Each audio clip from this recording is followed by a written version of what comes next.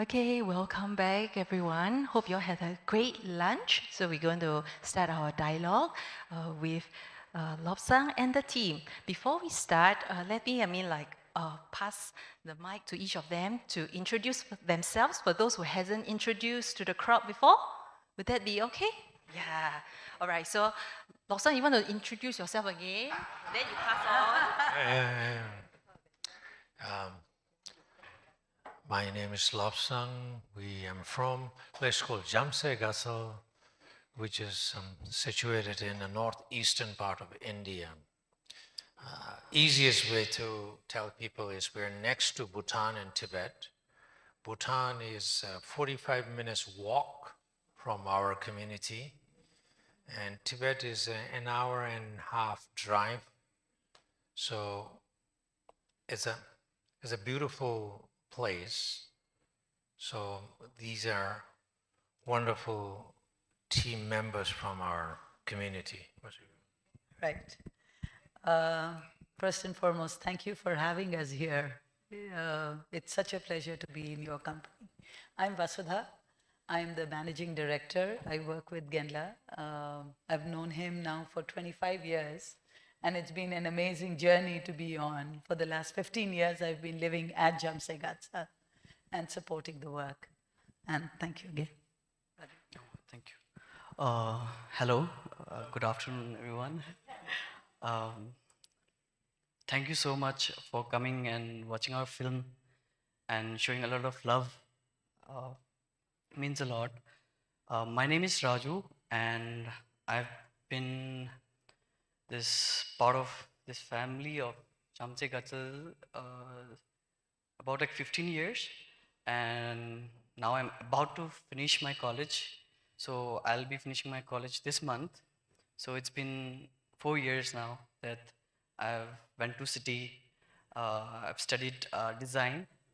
So I'll be finishing my work like college, and then yeah, I want to go back and serve the community again, like how it served me. I want to also give back from my end. Thank you.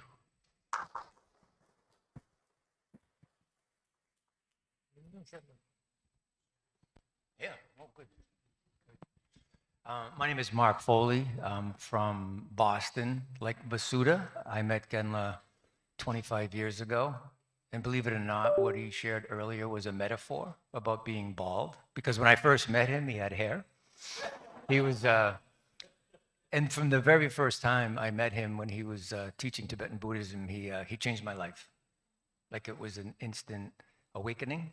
And here I am 25 years later. And what I can say is if anybody said to me and others who have been doing this work now for so many years that someday you would be in Singapore with Lobsang and members of the community who I've looked up to for so long, sharing a documentary film about Jhamtse Gatsal with a community of big-hearted human beings, I would have said, there's no way that's going to happen. But it has happened, and there's so many reasons why it's happened. I want to defer to Rinchen and Amala Tenzin and Raju because I am so honored to be sitting up here. I don't feel like I belong because the magic and the essence of Jhamtse, love and compassion as a verb is happening at the community. I'm in Boston and I try to make friends and do things like that, but I'm so honored to be sitting here with you guys, and I can't wait to hear more of what you have to share because your stories are so amazing. And like what Vasu said, this gives me an excuse because for the last day and a half, we've been hanging out with Bro Vincent. I need a nap. So I might just sleep a little bit, but.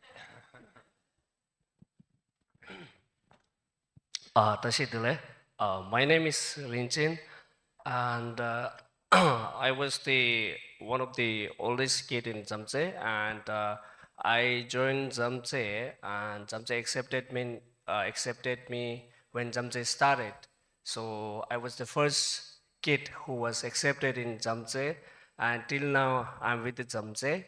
And I've done my studies, I work in Delhi, and now I joined back in the community. Now I'm working with Gela and Vasudha ma'am And today, when I see at my life, I feel happy about my life that I uh, live my life with Jhamtse. Now I'm giving this opportunity to someone who needs this opportunity, and I'm with this journey. So I'm happy about my life, and I'm happy to be back at the home.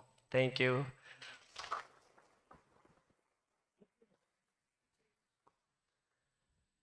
Good evening, everyone, and Tashi Dile. My name is Tenzin Cheki. I'm the house mother at 𝐻𝒐se Gatsal Children's Community. Thank you. This is my son. Tenzin is not shy, but she is not so comfortable speaking in English. She's one of the first. I don't want to call the staff, but a member community member who joined in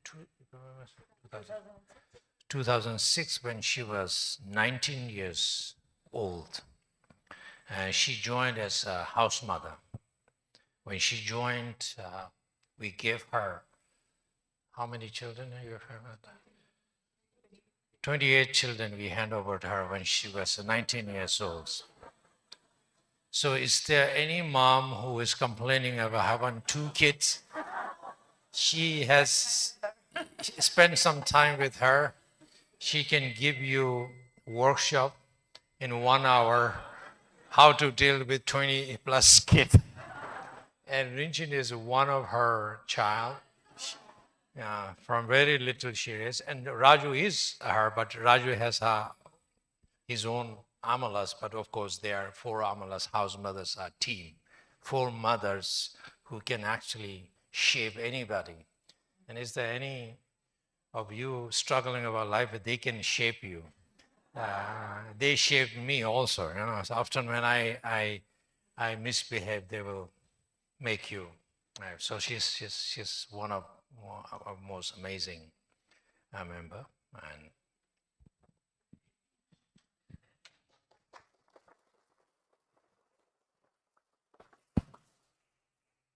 Thank you very much for the little introduction. So, if people on the floor has any questions that you would like to ask anyone on the team, please feel free to raise hand and ask anyway. Do we have any questions on the ground who would like to ask them any questions? Okay, I'll come to you. Hello, thank you very much for the talk this morning and also the film. It was very heartfelt and insightful and enlightening, I feel. I was wondering if he could continue with this morning's talk where you left off about letting go and then you were going to continue. Thank you.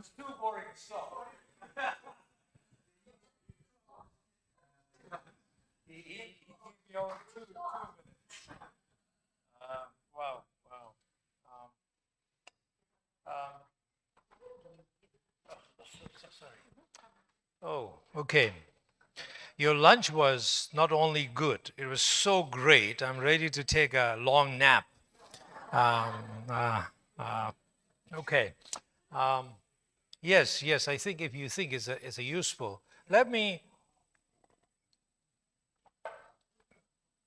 think a little bit about this karma thing. Think this as a karma as I talk about 3 different kinds of karma: past karma, present karma, and future karma. The past karma has so little to do with our real life. The power lies in a present karma, because you only have this present karma. Past is no more. And that's why I think so much of us stuck with the past karma. And that's why we get exhausted, we get depressed, because you are trying to deal with something is out of control, it even doesn't exist. And we need to be very clear that when you try to do something, change something which doesn't exist, only it will make you worse. And that's what I said. Your past karma, I'm not saying your past karma has nothing to do with your present life. Yes, your past karma influences. It has something to do with your current life. And that way, I said, you think about it as a stage. For me, as I said, I tried to commit suicide. And I was so desperate that I think only thing I knew when I was young, the peace, I didn't know peace, what peace feels. I grew up in a difficult situation. I never had feeling in my life what is to call a dad and feel daddy in my life. And I had a very challenging relationship with my mother as a young. So there were so much things happening, And of course, obviously, naturally, I started blaming everybody. And worst thing is I started blaming myself. Yeah. So that kind of situation, it was my life. As I shared this morning, but you know, life gives you not what you want. Life gives you who you are. And we need to understand that. Life gives you what you need, not what you want. Now I'm 55. When I look back, I'm so grateful what my life offered to me. My life offered to me what I really needed, who I was at that time. My life didn't give me what I wanted at that time. From that stage, life provided me a stage, perfect stage, which I needed to do something with. My life offered me perfect ingredients to make the perfect menu of my future. I had to be very gracious and creative cook of ingredients. My pain, rejection, abandonment, you call anything, you list it, I had all that ingredients. And I had to make a decision. What kind of meal, what kind of menu I wanted to prepare. As I said, the stage, yes, it was not the most desirable stage. It was very scary stage. And I needed to choreograph what kind of dance I want to perform. And I need to design everything. I needed to come up with a good dance. And I know only control I had was, okay, I cannot do anything with this stage, and this is provided by my life. And now only thing I can do, decide, is what kind of dance I want to, you know.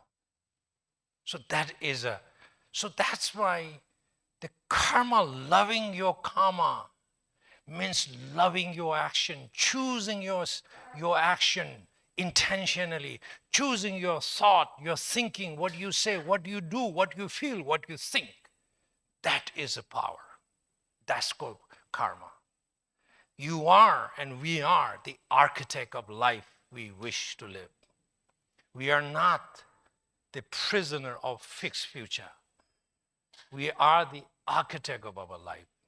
So this is how I think as a loving karma. So in this documentary, I would share one story about Tashi.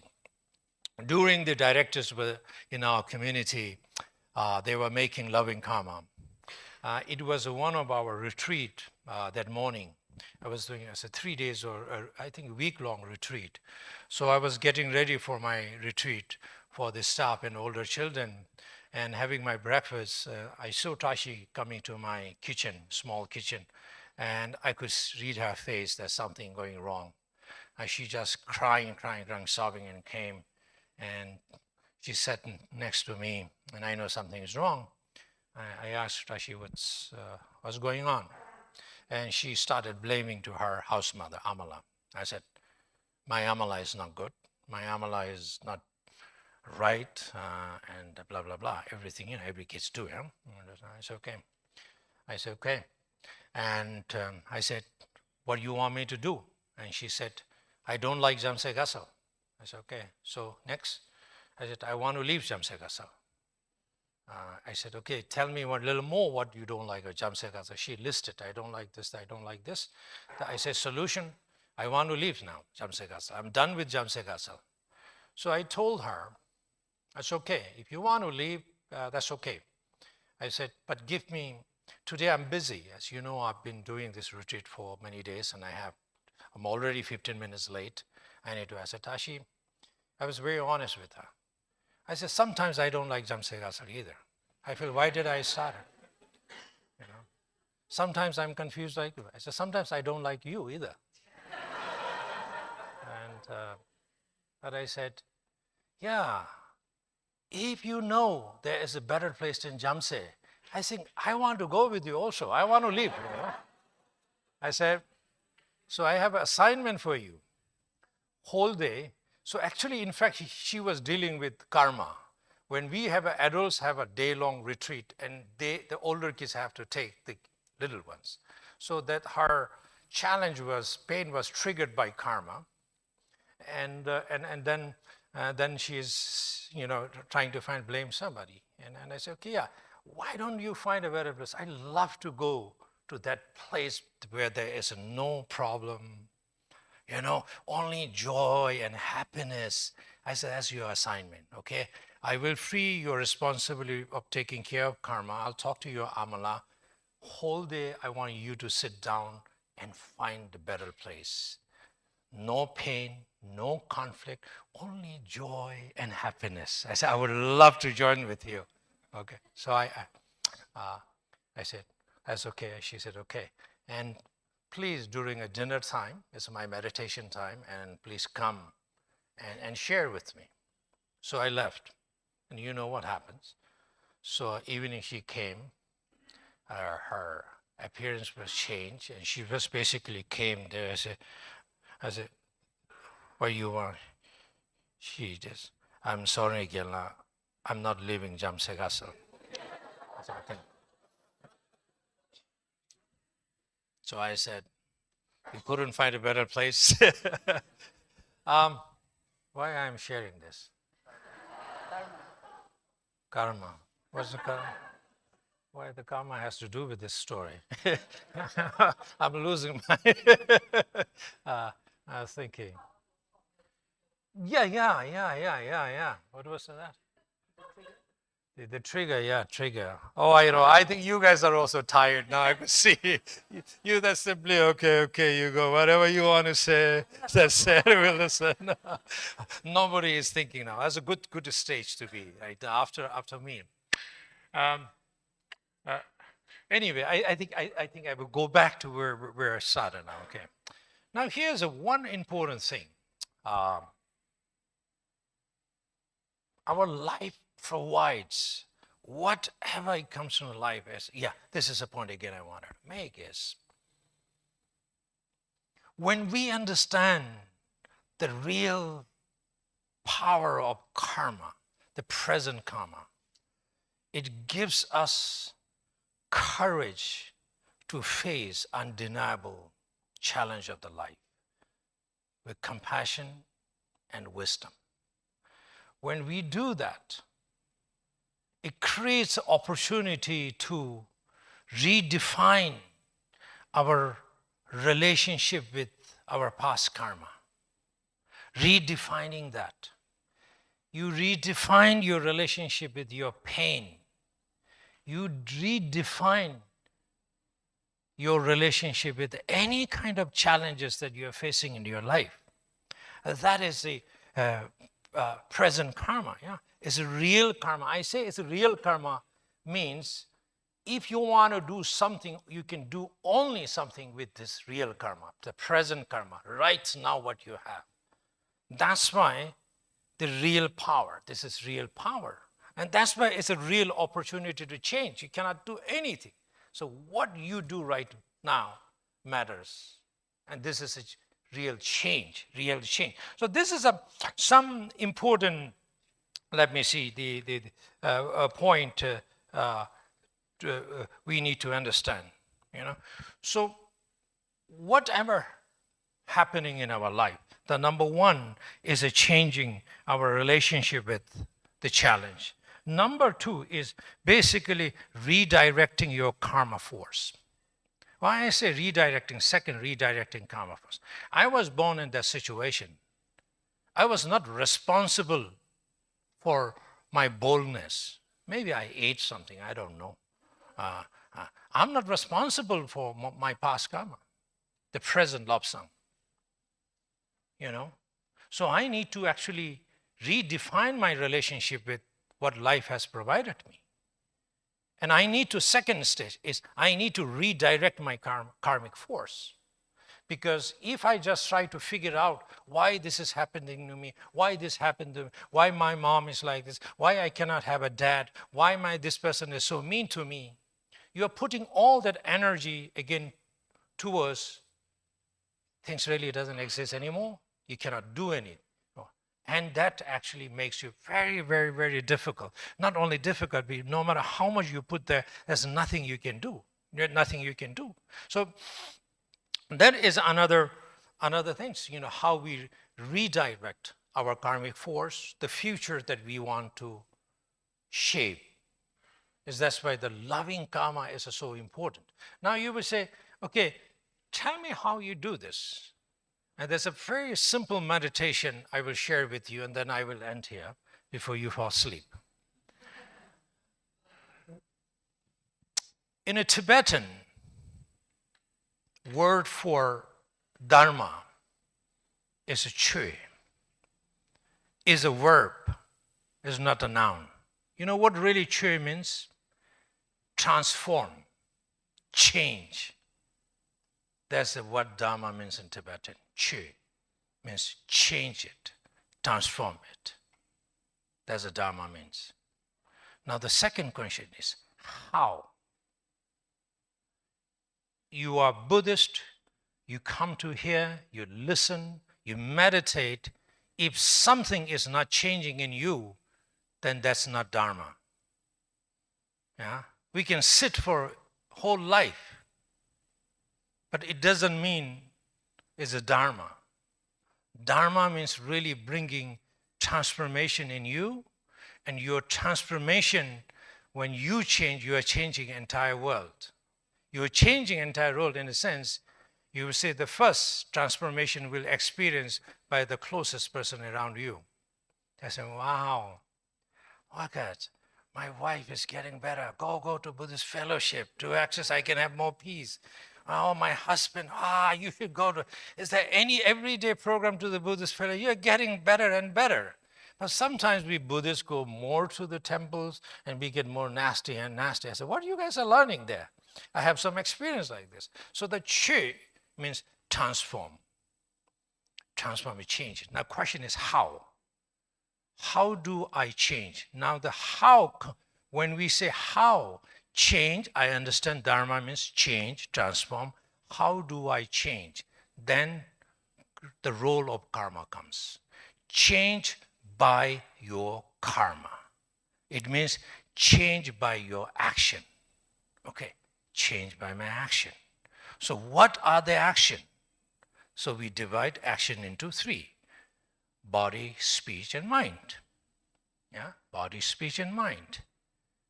Okay, how do I change body, speech, and mind? Whatever I do, when I do anything, I'm given two opportunities: change to positive way or change to negative way. Choice. First change is making intentional choice. Okay, body, speech. Whatever I say, life has given me two choices. Say something you can screw up everything, or say something very wonderful, it will benefit everybody.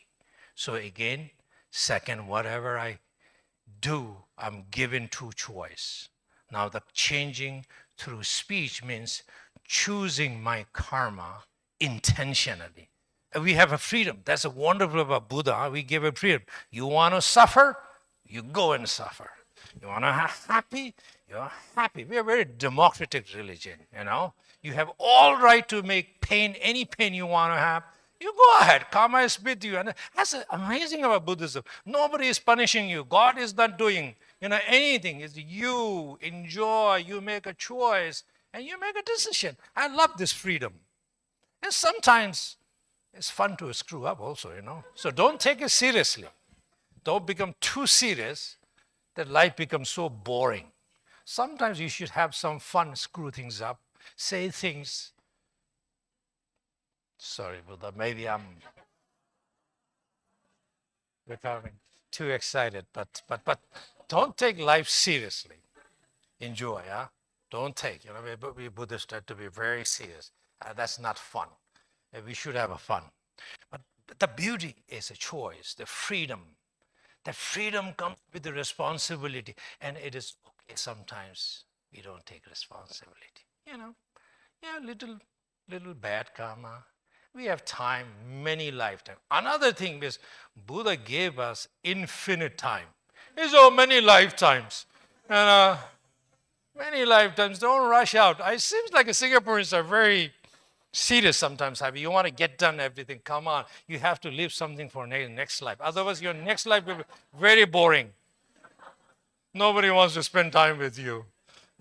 Do some good and do some naughty things and leave some space for next life. So you will be a very colorful and interesting person. So I have a big list. So I don't stress out much, actually. I don't stress out much. And sometimes I have to act that I'm stressed out because I have a responsibility. Yeah? I pretend sometimes I'm a very serious guy. No, but 80% is actually put for my next life. I said, only 20% I focus, 80% to-do list for my next life. It's very peaceful. So no need to rush, no need to rush. So speech, mind, now that's very important. I have a choice now. Choice of what I want to think. Everything starts from what you think and what you feel. Yeah? What do you want to think, what do you feel? Who? But the beauty about Buddha's philosophy of karma is, again, opportunity, choice, a freedom. He said, okay, right speech. But he said, you don't have to be always right speech. If you choose one wrong speech, then do wrong speech. But just be ready to face after that, yeah? It's very democratic, I think. He's a very smart teacher, with no doubt about that, yeah? But again, this is the thing. Now, change, how to change is Dharma means change yourself, transform yourself. How do I change myself? Is through your action. What are the action? What you say, what you do, what you think is the three actions through three karmas you can change. And now, again, thing is, what should we do? Now, I share you one small meditation that I teach in Jhamtse Gatsal. I didn't say we do. I teach. I don't know they do or not. Okay? So you have to be, I know many of you want to come to Jhamtse Gatsal, so don't blame me. As nobody is doing it. It's not my problem. Yeah, Buddha taught us so many things. Most of the things I don't do. So I'm just following Buddha. So I said, I'll share what I teach to them. And maybe none of them are doing this. Maybe the question you should ask them. Okay, here's a three very, very important meditation. First meditation, even see, I forget now. It means maybe I don't do every day. I just want to be a little bit careful about something I wrote down.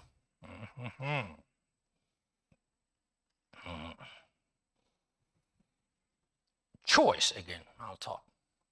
Every day is a one-day meditation. It's a one-day meditation, but it don't take more than 5 minutes. I think Western people love this. In 5 minutes, you can change your life. 5 minutes, you can change your life, That's the, I think Singaporeans are also, instant. I see a lot of Western, 5 minutes. Well, I should share actually a funny story here. I have 2 hours, yeah?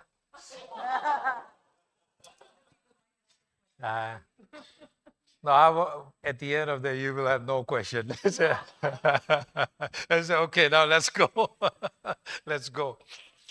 When I first was sent to US for teaching meditation, I was very nervous. Of course, I was from monastery to the US. And one thing that my advisor told me is to read books, try to understand how Americans think, and there are a lot of Buddhist meditation book magazine. I went to the supermarket and I found a very nice magazine. It says something like achieve enlightenment in 7 days. Achieve enlightenment in 7 days, and there were 7 steps. I got so excited. Not the 7 days. There was a beautiful woman in a bikini under a coconut tree meditating. I didn't read that fast. I saw that, wow, that's a meditation. When I was in a monk in a monastery in Himalaya, they don't even brush. They don't look good. You are familiar with mountains. Sometimes they don't take shower for a whole year. You know, like really drippy, so dirty. The first time I saw meditation can look so sexy and beautiful. I said, whoa. And when you meditate like that, you take only 7 days to achieve enlightenment. I was told in a monk it takes many eons. I said, Americans are smart. They know everything, how to do it in a fast and very effective way. So I bought that magazine. And you know what's inside that, yeah? So this is all meditation. So then I was also forced to think this kind of thing. Okay, teach people to meditate only 5 minutes and change everything. So this is one of the meditation. The funny thing is actually if you do this, it changes life. Okay, so this is a very simple. I said, now that we're talking about karma, how we can use a karma. Again, first thing is, again, your life provides you 2 opportunities here. Now this is a different opportunity to think this. One opportunity, karma, choosing loving your karma, using your karma to change your life. 2 choice. One choice is you can wait until the end of day. You can wait. We have a freedom. You can wait. Start your day. Wait. When you get home back at 8 a.m., then you can think about I want to do what I had today's day. That's one choice. Am I right? Am I making sense? Another choice is before you start your day, you can design your day. You can architect. You are the architect of the day. So you know what interesting thing I found in English when I was in America, that's a very popular question every family uses. Every family uses. It's like almost like a mantra. In the mountains, we were forced to say Om Mani Padme Hum before we sleep. Our grandparents will never allow you to say unless you say 1 round of Om Mani Padme Hum. And this question was like almost like Om Mani Padme. You cannot go to bed without saying this question. You know what was that question? How was your day, honey? You see this question? How was your day, honey? Wow, as a mantra, everybody says, if you love or you care about anybody, you must ask this question to your loved ones. How was your day, honey? Now, when you think about this question, this was our choice. We choose to wait till the day ends. And when we ask this question, there's a problem with this question. Number one, there's a wrong question. Because if I say, I had a horrible day, what are you going to do? Eat ice cream? Ice cream is nice. But what ice cream will do now? Not going to do, you cannot do. It's a wrong question. And then worst thing is we ask wrong question at the wrong time. So this question will actually make you more frustrated. I said, why are you asking this? Don't ask me a question. Leave me alone. Now we need to change this question, turn this question into right question, and learn to ask at the right time. So morning, when you get up, take your shower. And when you look at the beautiful, when you say, wow, handsome, whoo, beautiful me, ask your depth, honey, what kind of day you wish to have today. Really ask that. Hey, handsome. Hey, beautiful. What kind of day you like to have today? Take the in charge. Be the boss of your karma. Be the architect of your day. Design your day instead of waiting to manage the heaviness of the day at the end where you can do nothing. So what kind of day I want to have today? And this is called intentional karma. You remember there's a natural karma? Natural karma is you go, okay, I'm a coffee, you mess up everything. How was your day, honey? Oh, horrible day. Then that's when you don't take it intentionally, when you don't create your intentional karma, you will have to pay the price for natural karma. Because karma is not going to wait. Karma has no boundary. Karma is a natural law of cause and effect. It's going to take its own function. So that's why Buddha introduced creating intentional karma. It means taking in charge of what I say, what I do, and how I feel and how I think. So that's very important now, okay? So this is more than 5 minutes I talk, but this is a first thing you need to understand loving karma about. And then when you get up, I need to get up. First thing is you fold your hand, okay? When you fold your hand, in a meditation, it is very important to, meditation means emotion more. More emotion you bring, the faster it changes. This is now neuroscience talking about after so many years. Don't do meditation as sometimes we Tibetan have a problem of, saying Om Mani Padme Hum without any feeling. It doesn't make much sense. So meditation, in a sense, real transformation comes when you put emotion into this. So when you sit or you cross-leg, you stand, doesn't matter.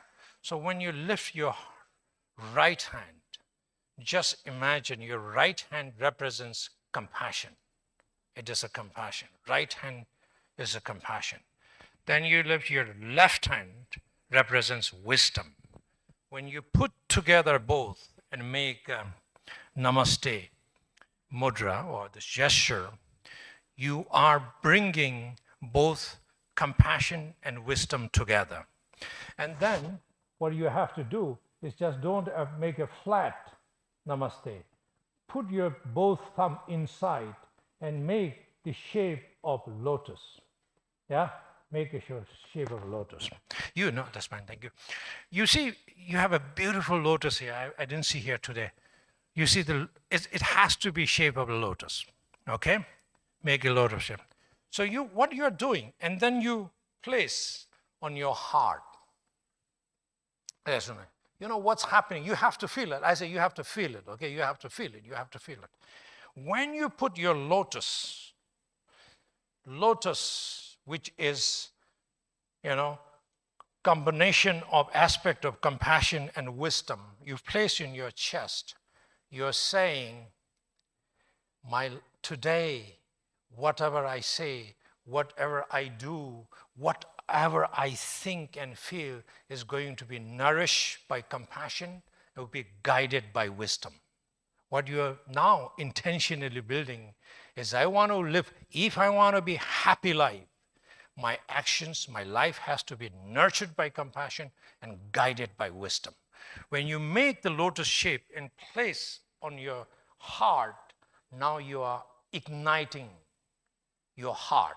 It means intention is now igniting. When you put on a lotus, now think about that. Very symbolic. Yeah, as a Thich Nhat Hanh says, no mud, no lotus. What you're reminding yourself is my life is not perfect. Because my lotus, which is nurtured by compassion, guided by wisdom, my heart, is still in a mud. Still in a mud. But it doesn't mean I have to turn my day, my life into muddy. I can still choose, make a decision to blossom and flourish like a lotus. First thing is with strong intention and feeling, you are now designing the day you wish to have. Now you have to feel it. You can do this for 1 month at least, not so long, and if it doesn't make, you can sue me, but you will get nothing out of me. I don't have any money. Just for the sake of fun, you can say, I'm going to sue this bold man. I understand why he was not monk anymore, or something. Anything you want to say, you say. But I challenge you. I challenge you, you do this meditation, you see how it changes, how you feel about this. But I want to do with emotion, strong emotion when you do this, yeah? Now that is the first step of intentional karma.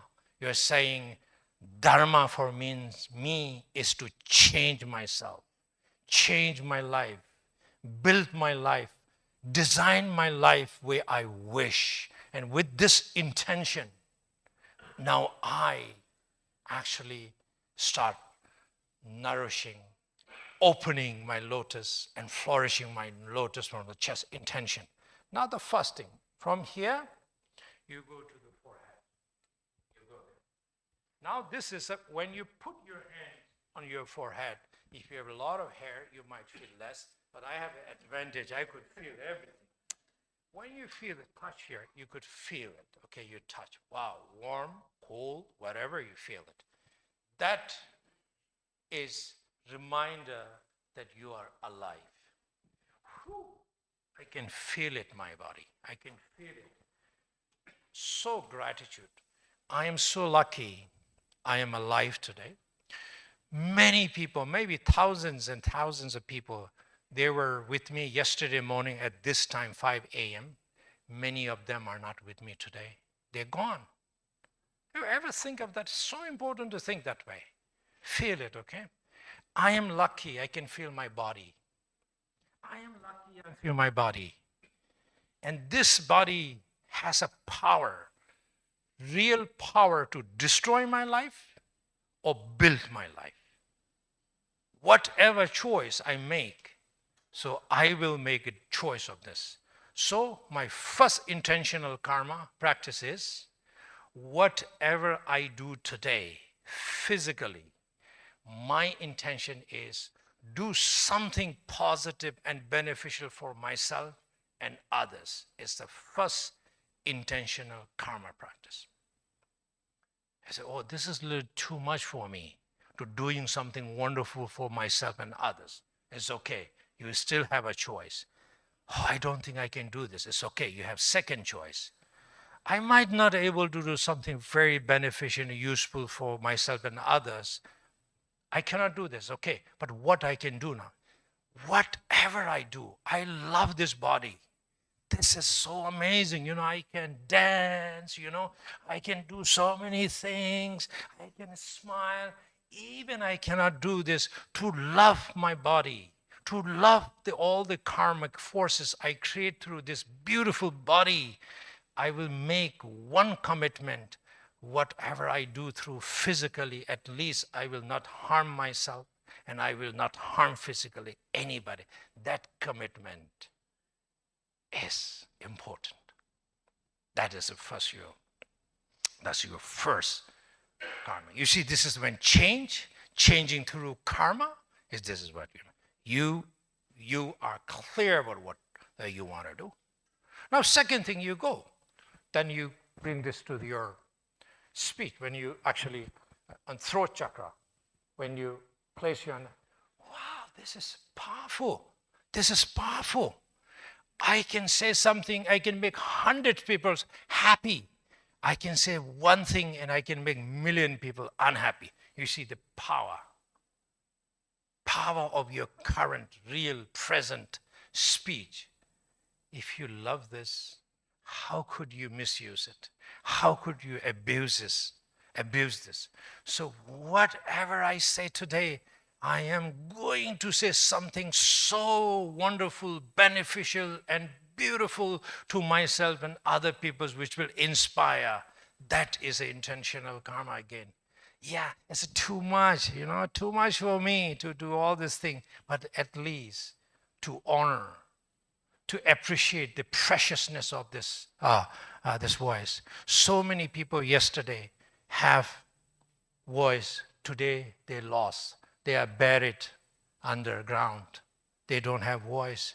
But when I have this voice, I must love this. I must cherish this. Otherwise, I will lose this someday. So important to understand the concept of preciousness, the impermanence, and the power of what you have right now. We cannot disconnect with this. Tibetan Buddhist monks, if you're familiar with this, we have an upper part of rope. It has a sort of design here like elephant tusk. In Tibet, at the end, they will use the skin of dead animal. And the shape is look like a elephant tusk. So when we get up, before we put the lower part of rope, we have to put first the upper part of rope. First we put the shirt. When you put the upper part of shirt, the design is what basically when you hold that, first thing is when you're able to get up, you have to have a sense of gratitude being alive. Second thing, when you have to hold that. When you hold that is an animal's skin. It's reminding you, I have a beautiful life, but it's not forever. So I make best out of my beautiful life. And the elephant tusk says the jaw of death. Every single moment, I'm just sitting just inside the jaw of death. Never knows how it will close. The impermanence of that. That helps us to appreciate love, power of our karma. Everything I say, a single moment, your smile could change. Yeah? That's why you see, Buddha, first his teaching was generosity. And one man asked the Buddha, but I'm very poor. How I'm practice generosity? Buddha says, can you smile? When I went to America, they said, don't smile to beautiful women. That's what it was you, Mark? No. I was very smiley. And I meet her, why I cannot smile?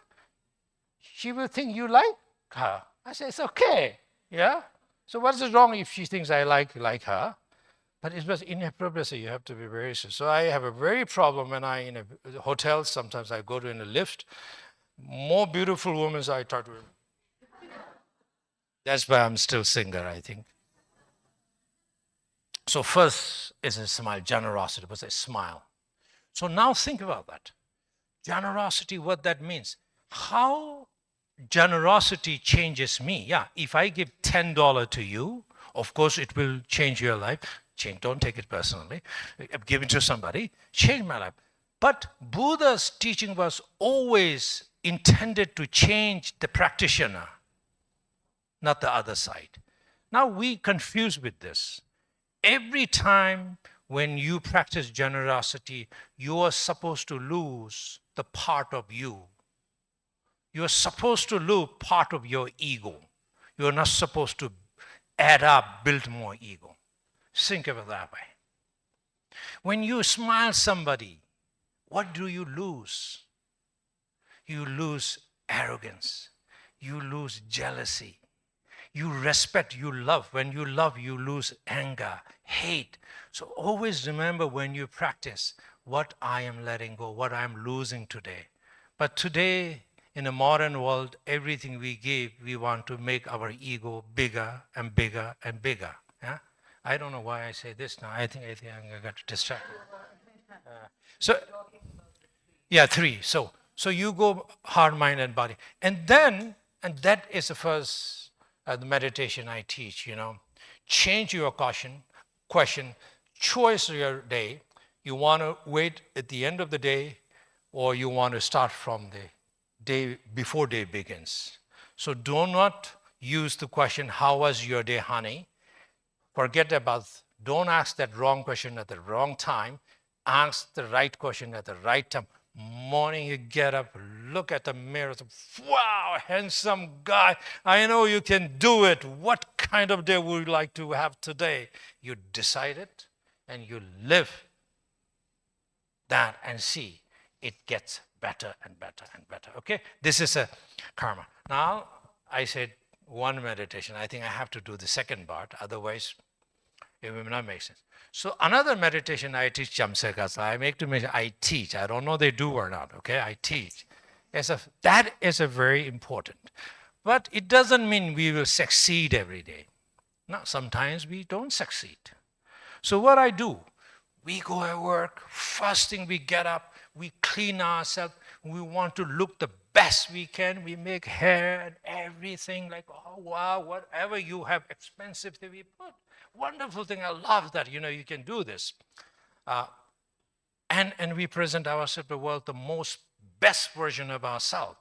And this meditation is not best version outside, but you are presenting to yourself, not to anybody else, yourself, and especially people you love. This is the best version of me, honey.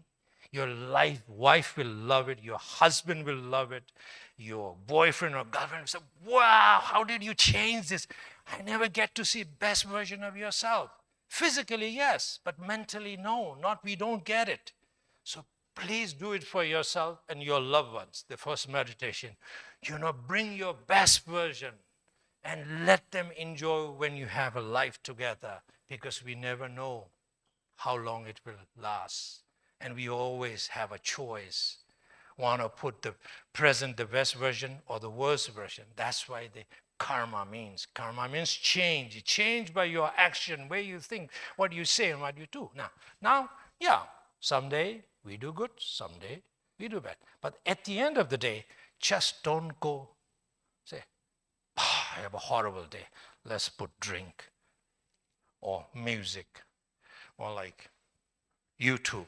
Don't do this. This will not help. That's a very simple meditation. This is also less than 5 minutes. Less than 5 minutes. Okay. What you have to do? What you do? You take shower. You feel light. So this is called emptying your mental trash can meditation. Very simple. Why I say this, emptying mental trash can? When I first went to the Americans, I think I'm blaming Emmy to the Americans. This is the good stuff. Because I only lived in America outside of. I have a lot of bad stories in mountain, but this will not make sense to you. I think Singapore is closer to America. Everything you do this time. So my friend gave me this old computer, Mac computer, very heavy. I still have it. After 1 month, my computer acting really weird. It started acting very weird. First thing it made a sound like, I thought it's going to take off. I said, my computer is turning into a rocket or something. When I turn on, I said, okay. Then there's one small round ring comes and I have to wait just to open my email sometimes 15 minutes and still very dysfunctional. And then when I touch, so hot, very hot, almost like very hot keyboard. I called my friend, I said, what's happening to this computer? You gave me this crap and it's not working. So he said, no, take to Apple store. They have a service, a free. So I took it there and there was a guy and he just looked at a few minutes and he figured out he was an expert. I said, I said, can I empty your trash can? The first time my computer has a trash can. I said, wow, I didn't know I can put my trash in my computer. I was very curious. My computer trash can? Yeah, your computer. I said, why? He said, there's something really, really big file. It takes it's a very old computer, doesn't have much space, and your trash can is like so filled, blah, blah, blah. He explained so many, most of them I didn't really understand, but I remember empty your trash can. He said, can I empty it? I said, go. Are you sure you want to check what is there? I said, I have nothing, just clean it, fix it. Fix it. And he said, it will take time. Why don't you go have coffee and come back 15 minutes? So I went and walked. And he said, maybe this is a problem. If not, then I'll find out what the next problem is. And basically it was empty. So he cleaned and he said, hey, here you go. I think this is functioning fine, and I think you shouldn't have any problem. I was just thinking about, wow, one day I was having hard time, and actually I saw I was acting like my laptop. Whatever I was saying, my friends don't understand. I said, what are you saying? I must be sort of, you know, I was very upset, disturbed. And I become so hot. Nobody wants to be, not that kind of hot. Okay, the other hot. So I think, oh, how come you look hot? Not that kind of hot. So don't misunderstand. The other kind of hot, like nobody can come close to me. Yeah? You feel that hot? Even cats, they said, no, this is too hot. You know, dogs, even animal can sense how hot you are. Hot from inside, okay? So it's really exactly my life, you see. And dysfunctional. It takes so much time to do even one small thing. Washing my coffee cup takes like so long. Why I say this is there's a meditation in Buddhist. Now you think about that. All of us often become the volunteer trash can of our workplace, colleague, our spouse, our children, and society. We collect the trash from everybody. We really literally turn into the trash can of others' trash. And we store it. We think there's nothing we can do. Just think about this. How many of sometimes we are carrying the trash from last 20 years? You know, many years, many months, many weeks, and we keep collecting. But we think there's nothing I can do.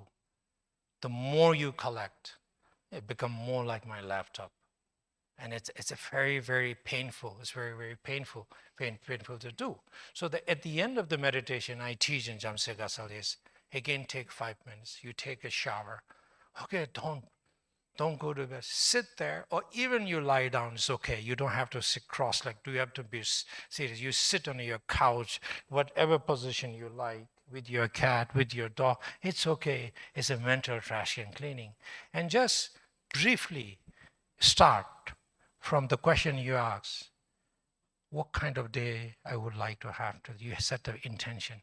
And then just briefly revisit. I said, wow, that one. When he said, you look like a whatever, you sting like a skunk. Oh, that hurt me. Just be acknowledged that, you know, it's something. And then just you quickly screen your day and just feel it. Is there anything I'm holding into? Is there anything actually I'm feeling discomfort and uncomfortable about? When you do sit there, you know, when you sit there, whatever position you do, please feel that, acknowledge that without any judgment. And then see, physically, you feel any comfort, tight on your shoulder, here, like you feel like something pain here, on a back, whatever. Just be aware of that. And then do a little bit of visualization. This is again, you know, the meditation talks about that, but if you're uncomfortable with this, fine. Normally, traditionally, what we do is we visualize that as something like a black smoke, okay? Somebody said to me, you are so mean. And he said, I feel here. So when I sit like, wow, I feel heavy. And then what you do, you visualize that, you know, physically you can feel that, and you visualize kind of a dark smoke or black patch here. And then you just breathe it out. Visualize that is coming, you know, visually, and you are breathing it out. It's coming in a form of black smoke, and it just goes out, it vanishes. Breathe in healing, in a light, in a form of light. Breathe in healing, understanding, kindness, comfort, and just feel it that it light you breathe in, it goes and touches that discomfort area, and it gives you comfort and a peace. You just do it as long as you want. Just again, feel it. Now, feeling is very important. Now, feeling is very important. Just very feel it. Do it 7 times. You want. Breathe in, breathe out in a form of black smoke and visualize it vanishes.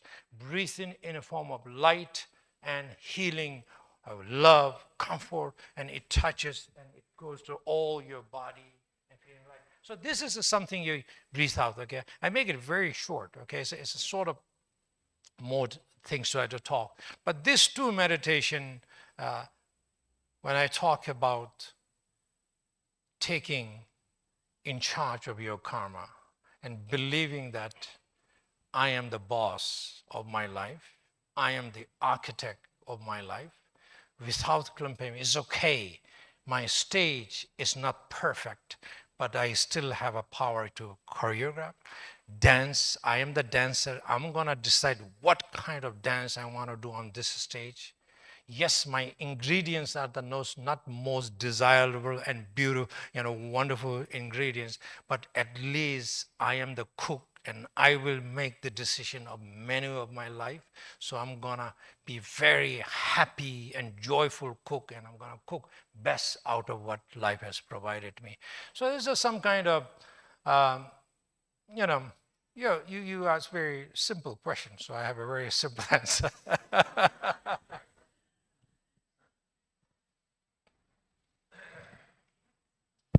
Thank you very much, Lobsang, for a wonderful, simple answer that you have. Anyone has a question? I'll come to you. Thank you. Tuck behind.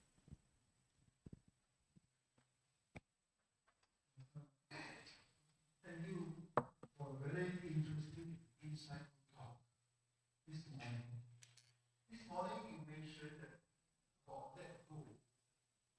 Let go. You say that, I hope I didn't hear, or I hope I was correct. You say don't let go. Am I correct? I thought let go of craving, let go of attachment, of anger, all that. So, if I hear correctly, you say don't let go. So can you please enlighten your views? Why don't let go? Thank you. Now your Bhante will say, don't invite this bold man again. It's a troublemaker. I will, sorry. Yeah, your Bhante will say it's a troublemaker. With homage and respect, definitely I will not say the Bhante is wrong. And I just want you to, I'm not the person you should follow. I always say, don't follow me. I don't even follow myself. But I have some things to share with you, and please do a little bit take a time to reflect about this. Totally fine. You don't have to agree with me. But Bhante is, of course, we all should follow Bhante. But I don't share these things just to,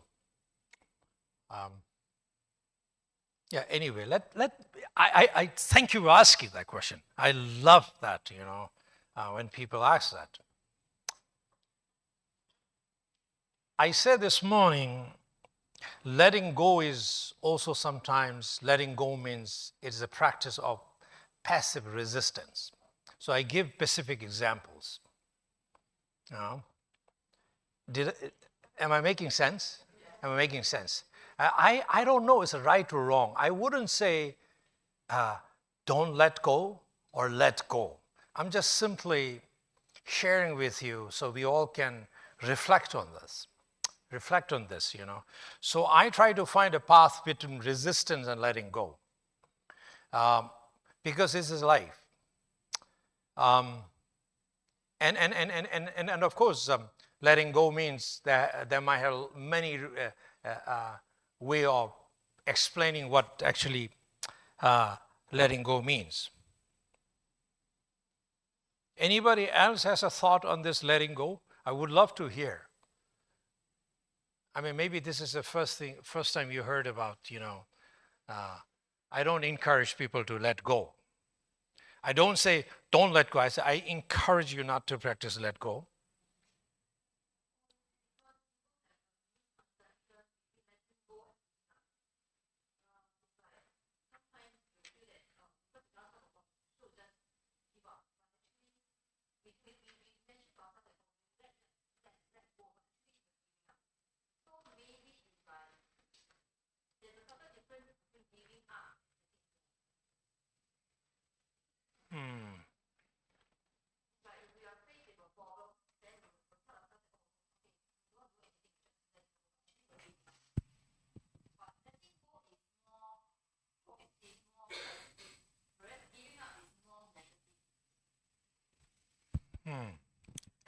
I love that. I love that. Anybody else want to share? Yeah, here. Please, please, please. Yeah, yeah. Letting go on one level is an intellectual game because it happens in the head. But often the heart refuses to let go. So there's a disconnect between I want to let go in my head and am I doing it? Secondly is our own experience. Letting go, you got to go through a process of accepting things.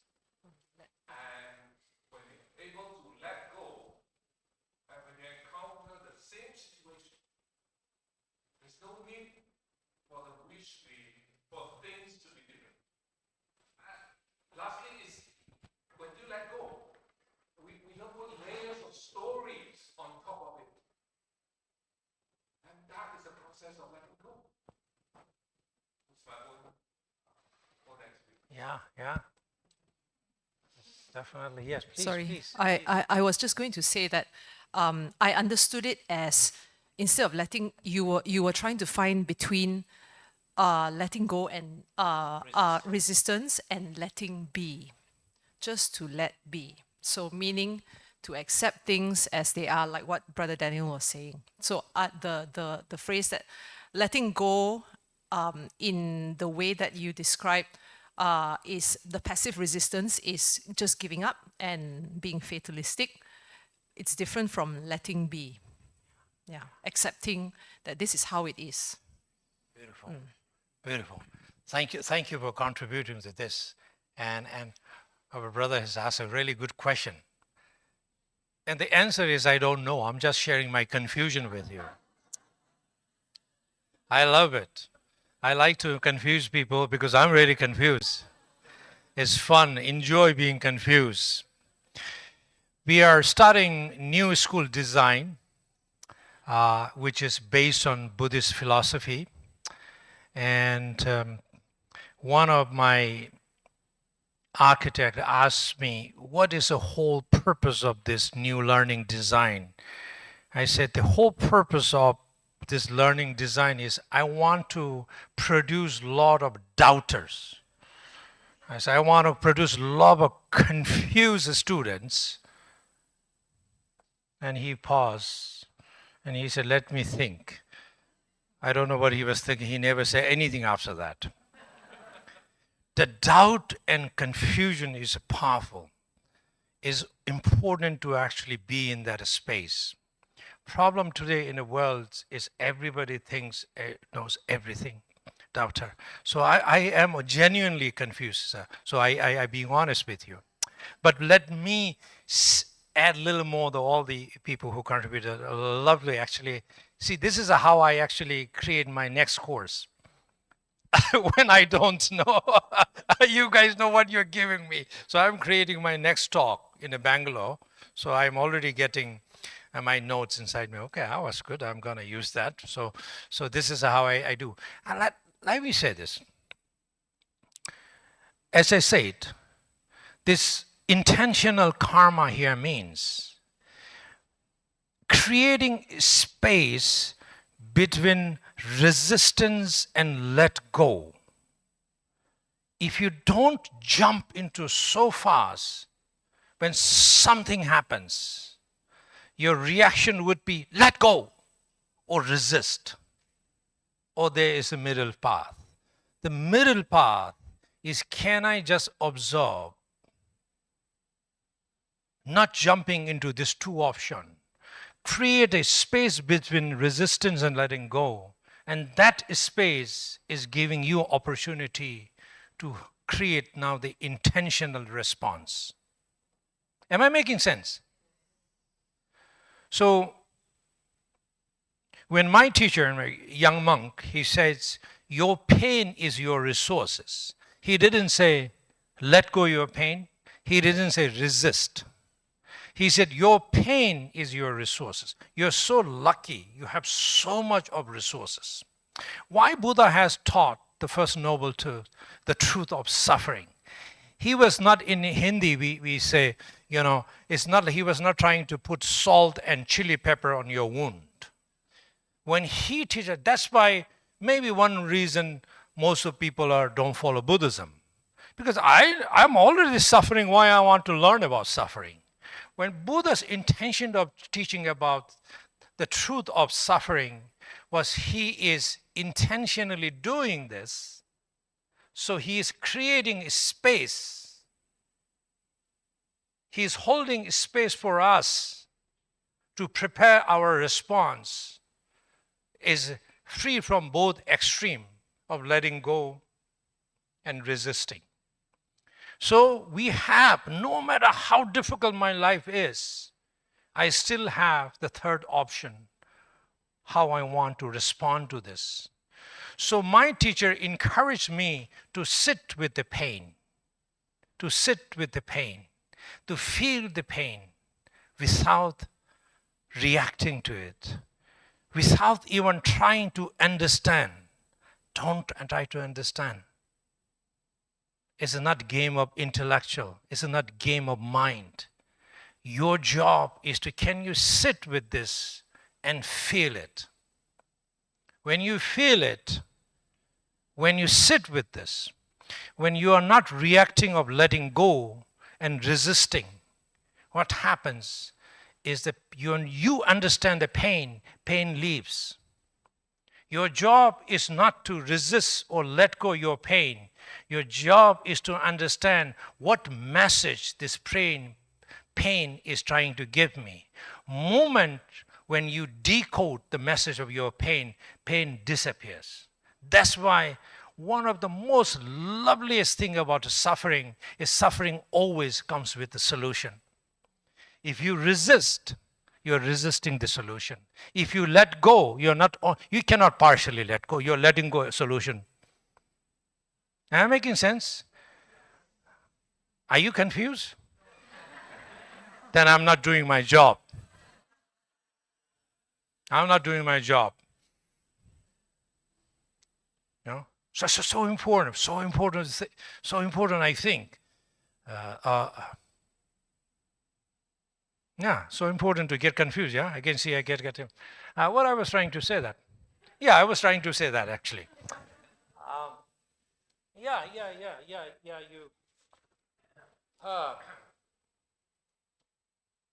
Most beautiful about the suffering is the solution is within the suffering.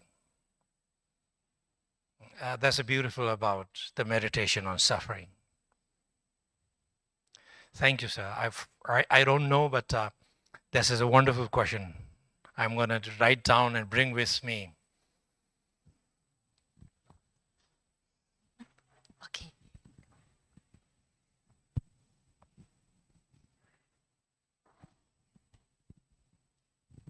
Thank you. This question is directed at Mark.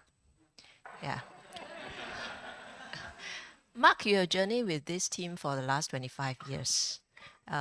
Would you share with us what's your motivation and how do you keep at it? Because quite often, lay people like us will take up a course, but halfway through we run out of steam. But you're at it for 25 years. That's a long time. So give us some wisdom there.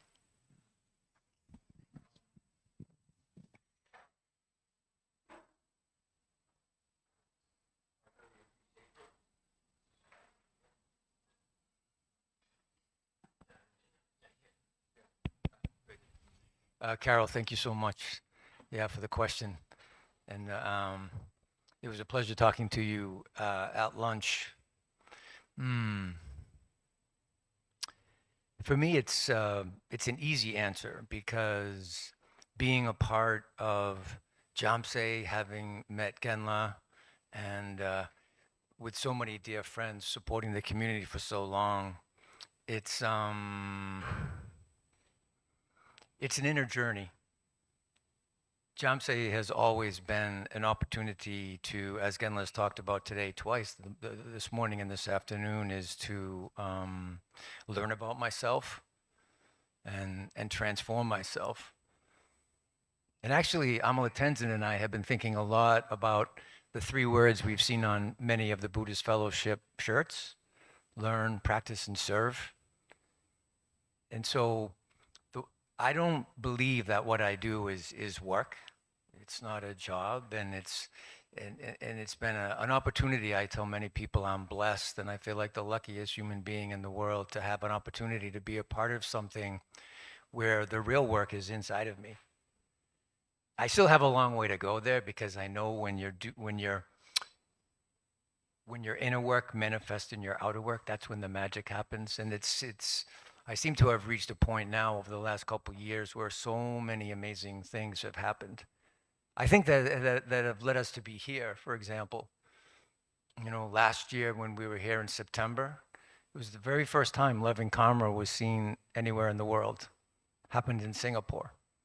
First time it's been seen publicly was last year. This is the first time that Genla mentioned that the members of the community have traveled, and we're here in Singapore. I've learned from Brother Vincent, this is the first time Buddhist Fellowship has organized a community from another country to come and be in Singapore. So all these firsts have been happening in Singapore. And for a while, I was thinking, how could this possibly be happening in Singapore? But having been with you guys for the last couple of days, it's a reminder of, I think, the third word of service. And there's so much similarity with Jhamtse, and Genla talked about Jhamtse as a verb. It's love and compassion and action. So for me, it's sort of like this embodiment of my life. Like this has become my life in the sense that I'm still trying to become a better human being. And the fact that I have the opportunity to continue to learn from Genla, and I learn from Amala Tenzin and Vasu and all of you here, it's just, yeah, I don't know if I'm really answering the question, but it's been easy for me because it's just a part of my journey. It's a part of my life and who I'm becoming. And the fact that I've gotten to do it within the context of Jhamtse, it's a blessing that I'm the luckiest man in the world to have the opportunity. So that's one short answer. But thank you so much for asking. Thank you.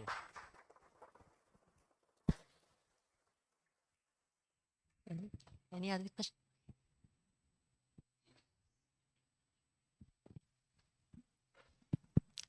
I actually got two questions, but maybe I'll just direct. The first one is to Raju. I think in the movie you mentioned you were actually scared initially to come out from Jhamtse Gatsal, going out to college. You don't know what's happening out there and all these things.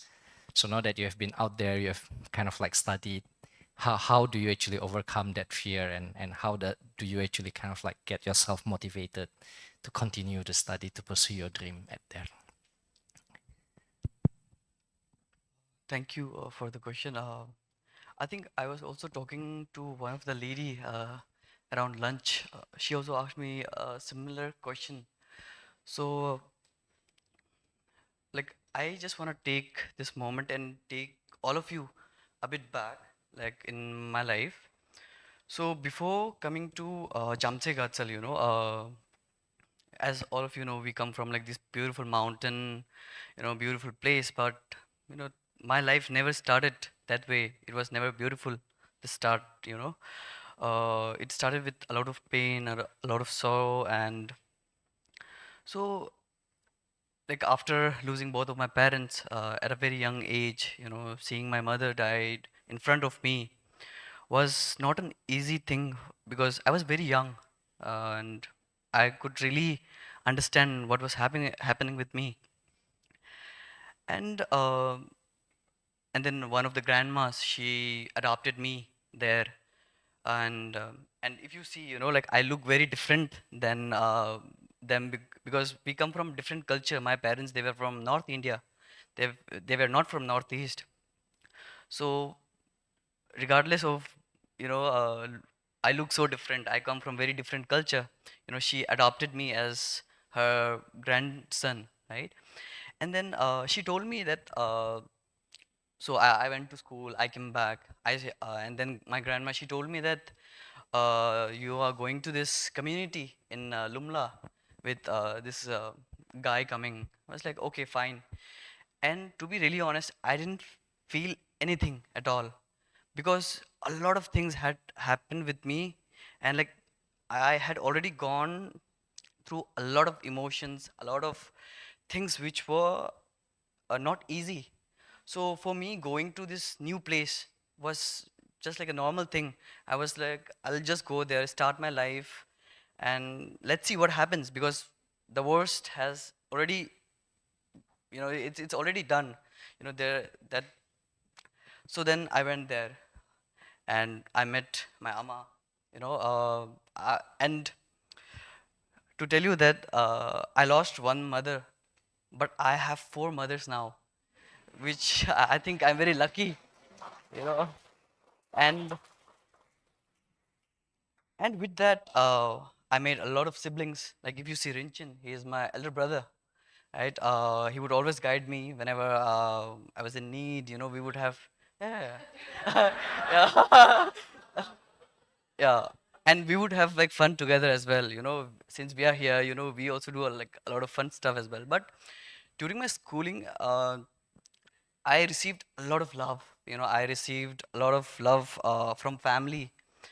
And the moment, I'll come back to your question, the moment when I was going to college, leaving from this place, initially, like you see that, oh, at a young age, he lost everything. But at that moment, I didn't feel anything. I was emotionless at that moment. But when I was leaving Jhamtse Gatsal for my college, I was very emotional, because in the movie also I've shared this, that I'm scared of being alone, because I've been living with uh, this many people together, 28 siblings, not easy. Uh, you know, it's it's always loud noise. You always have, because I was the eldest in my family, and where one of the house mother, she shares that, oh, Tashi would pee in her bed, and I was responsible for that. Just letting you know, because I used to sleep near the door, right? And then I was the eldest, so every young ones, they would come and they would wake me up in the night just to open the door. And sometimes I would be like too lazy to wake up, and they would go back again to sleep, and they would, wet the bed at that moment. So that was me. But going to college, seeing all these new people, everyone is in internet, their social life is different. Everyone is busy in their, internet world, the games that they play, and everything was very different. But one thing, Gela told me that in between, I was having like a lot of difficulties. So he told me that, since we don't have, we are not like the children who are already in the city, because they have already a lot of opportunities they've got. They have a lot of skills in terms of computers, in terms of softwares. So he told me that you have to go there, you have to give like 200%. If the other students, they are putting 100%, I have to put 200% just to reach their level. And I'm not kidding that I've been in college for 4 years, and I've been top in my class, regardless of being from like such a remote place. I've been scoring the highest in my class. And I hope I've answered your question. Thank you. Thank you so much. That's such an inspiration. I think I mean, we really like if we have children who are like you. I'm sure every parents will be proud about it. Yeah. Then I have the second question. I think this is the toughest question. I think every parents would like, which is for Lemzin. I think the mama, house mama, for everybody. How do you, house mother, yeah, like how do you actually get the motivations to actually, look after the kids with the compassion? I mean, like 28 kids to begin with. And here we are, sometimes we only have two kids and we are losing it. So I'm just asking, like how does... Yeah, so yeah, I think everybody probably is like interested in terms of like, how do you get through it, the compassions, how do you actually like look after the kids? Maybe you can share that journey. I think that'll be good for everyone.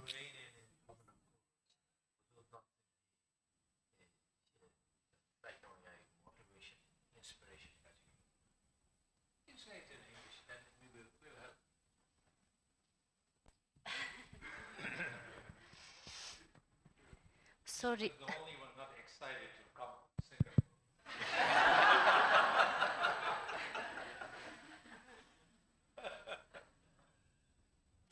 sorry, my English is not good, but I will try better. Since 2006, I worked in Jhamtse Gatsal. So that time I was only 19 years old. First time they give 17 children's responsibility. It's very hard for me, and even also I kept my job. It's very. To be honest, I don't know what this work for me. I'm the youngest in my family, so I don't know how to take care of children. So it's very, it's very hard for me.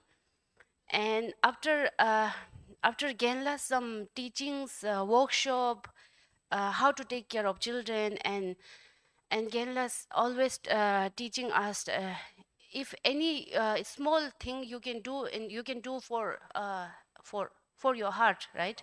From your heart. Sorry, my English is not good. And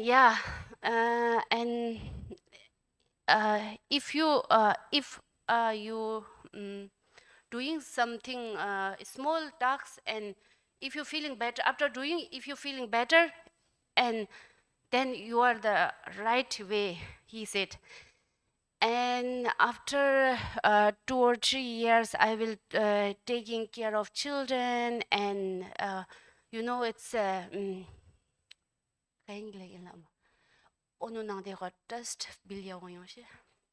She started building relationship and have a trust with children. Yeah, yes. And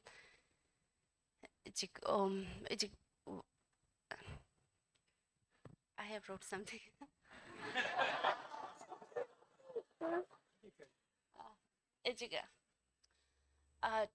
To become a mother, it's not give only birth your own. It's in singing ngatang singing 아무 정도의 인지민지 어느 끼고서 문음랑 어느 데가 담직니 singing trust 나오요.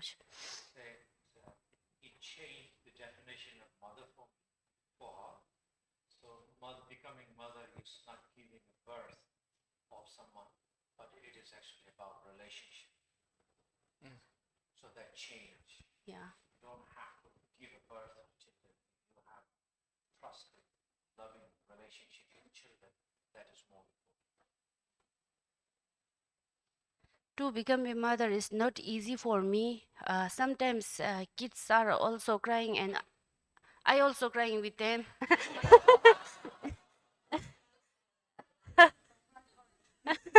Yeah.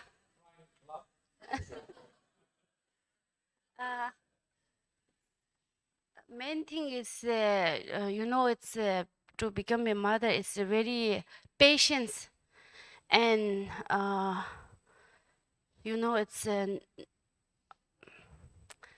it's patience goes on magic. It's minak ono mirang ko ono ngota samthong ya chikleki ya ne chik. Of course, being mother, main quality is being able to be patient and then able to see they are not someone else's children, but it's your children. And it makes very easy. Yeah. Thank you. I'll add one story about Tenzin.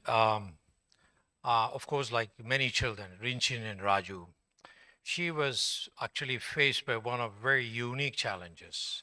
It was early 2000 gola, Tenzin, no, 2009. 2009.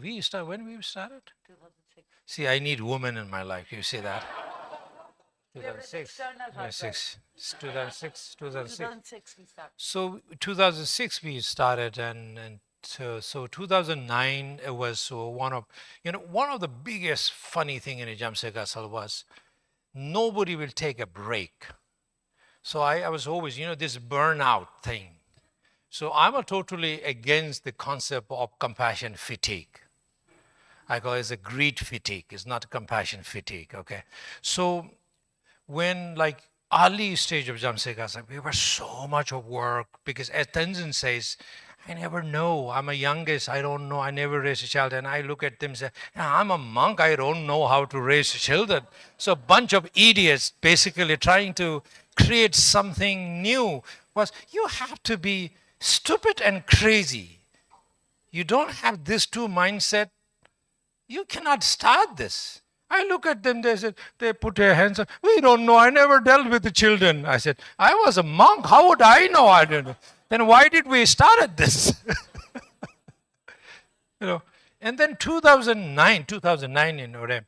So it was so I finally pushed them. I said, you guys need to go. I gave 7 days of break. I said, please go. No, no, Gela, we have so much work. I think this is nothing we need to do. I said, my board told me, you have to push them to take a break. Otherwise, someday they will burn out. So I was also sick. I think stress minus, So I was so sick. So I was looking forward, all of them will leave. And suddenly in the morning, you talk about karma. So sick, I was not able to get up. And then I feel so much of energy suddenly. And going to their village, they all need to figure out, we don't have taxi at that time. So we have an old car. Suddenly I said, I will drop you all. So all this stuff I said, sit in a car. So I become a driver. Suddenly I was sick, not able to get out of my bed. And I got this strange energy. So I was like driving 3-4 hours and dropping everyone. And then we have to drop 2 stops in a really remote village. And Tenzin's house was much easier. Then I told Tenzin, why don't you come with me? And she said, Kenla, today is my birthday. I said, okay. I'll give you the best present for your birthday. I just said it. I said, please come with me. So this is a very big detour. I need to go way inside this mountain. And please come with me. Then I'll drop you at the end and then I'll go back. And then we drove this maybe almost 1.5 hour deep inside the mountains. And then we don't have bathroom in the mountain. So we and another teacher went to pee inside the farm. And this teacher, he ran to me. He said, hey, Lobsang, there's something I see. There's something strange. Baby is maybe dying or something. Can you come? So we both run. And on the roadside, we found the mother. One mother was completely passed out. And there was a baby, just 16 days old. And he was almost in the last stage of dying, turned pink and all cracked lips. And he was barely able to even cry. And both of us are men, very like men from mountain. We cannot touch. We were so scared. We don't know what. So we ran back to Tenzin and other Amala. I said, come, we need to do something. We thought the mother was completely died, and the baby was at least, breathing. So we called them, and they came. Tenzin picked up and baby. It took a few hours to actually the baby to feel alive, and they did everything. I couldn't even watch. It was so fragile, couldn't watch. And then this grandma came to me and he said, Lobsang, you need to take this baby. I said, what? Yes, you need to take this baby. I said, the baby will die. Grandma, please don't do this. Baby will die. And she said, I know he will die, but before he die, he will have at least couple of days peace with you. I said, can you take please? And then grandma told me what happened to his older sister. A very tragic death because of parents' mental condition and all this thing. And I think more than 3-4 hours, I was struggling. Now saying yes to grandma, I know she has to take care of baby, not me. It was very easy for me to say, yeah, bring in. And now I was struggling, going back. So when grandma says, I know he will die, but at least he will have 2 days of peace with you. Please, you must take this, grandma. And then I was just struggling. I don't know. And then we learned the history of his mother is not mentally sound. Dad is not mentally sound. Both of them have a lot of mental challenges, but they are severe alcoholic. pounding. I don't know how to answer. I'm just what to say this. And you know what happened was, Tenzin came to me. He said, Genla, I know it is difficult for a community to take this baby, but can I adopt this baby? That's what she said to me. I said, what? I said, I was thinking about that. Are you sure? You are so young. I said, you don't have to take care of infant. It's not on your job description. But you are speaking what I'm feeling. I said, if you think you can do this, I will give you support as a dad. This baby needs really both parents, like emotionally and physically. Oh, and she said, yes, I want to. And we took that baby, and now that was, that's how amazing these people are. Just 19 children, not enough, and she wanted 16 days old infant. And the first thing she doesn't know much about, and now she says, baby was keep crying. We don't know what to do. I'm just like trying to sing some Mompa song, but he was not interested. I was trying to make funny face. He was just screaming. And there's a lot of sad story, but I don't want to go to that. Finally, it's a very emotional story. But then she said, I want to take to my sister, because her elder sister is a mother, experienced mother. Inside me, I was thinking like how her family, I felt like her family is going to think I'm taking advantage of her. Like, wow, so many. But the moment when reached to her sister, her sister adopted that baby. And she jumped in, and then she said, go there and buy this and buy that. We have to get this formula milk. We have to get diaper. I learned everything, how to change a diaper and make a formula milk. And she knew everything. I was so supportive of our parents. And then next day we went to our parents, and I was more embarrassed what her parents going to think about me. This crazy monk is actually brainwashing my daughter, and now this infant, 16 days old, day-old baby that she has to take. Amazing family. I think her parents and sisters are more excited than her to have that baby. And that's why how Tenzin's role. I wish she could really share this story, but she's struggling with English. But today, he is one of the most wonderful boy. He's how old she is? 16 years old, lovely boy, and they have a great siblings, I must say, Rinchen, and I mean it, but Raju, and these kids are again one of the successful parenting of these wonderful ladies is because of siblings. They all contribute. They all actually help. Just on a loving Kamma, it's not just a movie shot. They actually do a lot of work, and I be honest with them. They also have to take care of me. It's not joke. I can be very grumpy and needy sometimes, and these are lovely children. But I really want to know people like Amalas, what it means. We call it there the pillar, backbone of our community, and they are really. I'm sorry, you are.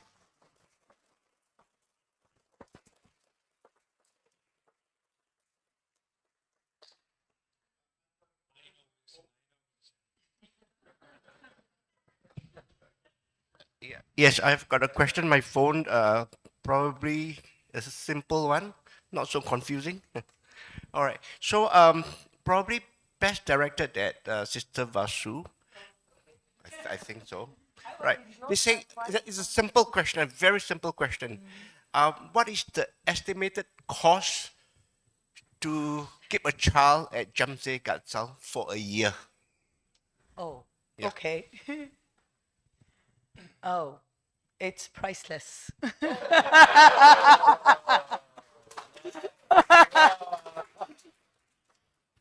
But I think priceless is the most expensive thing to have. But jokes apart, roughly for the cost of supporting one child at the community is about 4,000 USD. But because we are so remotely located, you know, it's not just the child, it's the whole family that is supporting the child that is very important. So the way we have it is we say it takes a village to support a child. It's not about the number, but it is the whole community that comes together. And our support system is also like a family. A child can have up to a large family of supporters at up to maybe 10 people, you know, like at 400 USD. But more than just a number game, it is about really providing the emotional support and the whole system of support that Jhamtse Gatsal has.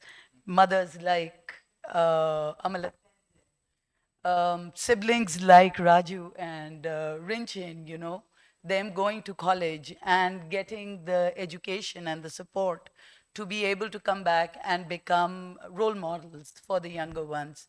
Our kitchen staff, our children participate in every aspect of community life. And, you know, we grow our own food. We harvest our own water. We take care of our own waste. So all of these practices, all of these things, they support in the... I don't think the community could function without our children participating in every activity that we have. They work in the kitchens, they work in the gardens, they take care of their classrooms. You know, there's nobody cleaning up after them or taking... So we are kind of like the gardeners that provide the environment for them, but really is their environment to take care of. And being remotely located, one of the challenges we also face is that everything needs to be brought up to the mountain. I think maybe perhaps Singapore understands it better, and there is resonance that so much. I was talking at lunch with Brother Vince and with Brother Pang Hong, and they were telling that, you know, most of the... We were talking about the fruits and the food and everything that is there. And, you know, so much of the food, he said, we don't grow ourselves. It is brought in from Malaysia or from our neighbors, sometimes even as far as South Africa, that some of the things come from. And I could totally relate with what he was sharing there, because that's our journey as well. You know, as much, whatever we can do locally, we try to do it ourselves. And that is why we grow most of our food and everything. But Can I sure, add a little bit? sure. So this is maybe the way we communicate this cause is not the most appealing. I want to be very honest. I feel very comfortable with you. When we say 4,000, what the community is doing is we put all costs, divide into children. And I know some other organizations, they don't do that way. But there is also, if the direct cost is not that much. As Vasu said, way we do is like, okay, they pay the salary for amala, salary for cook, salary for nurse. For us, it's impossible to actually raise, to say, can you please support to pay our house mothers? And most people, they say, no, we're not interested. We just want to pay Raju or Rinchin. But it's very impossible for us to actually, how we can raise Raju and Rinchin without having amalas. So I don't want to overwhelm you. So it's a direct cost, it's not definitely a 4,000. So we have a sponsorship program where you can 4,000 USD. But if people want to contribute even less, like, you know, we encourage people to just say, can you pay just a food for one child, which is very, very, very manageable. Can you pay, a certain amount of dollar for the stationery for the base? So it's there's many ways of contributing, making it meaningful. So this is a little bit overwhelming when you say 4,000 for one child, but that is, we are putting everything together. Just want to make sure.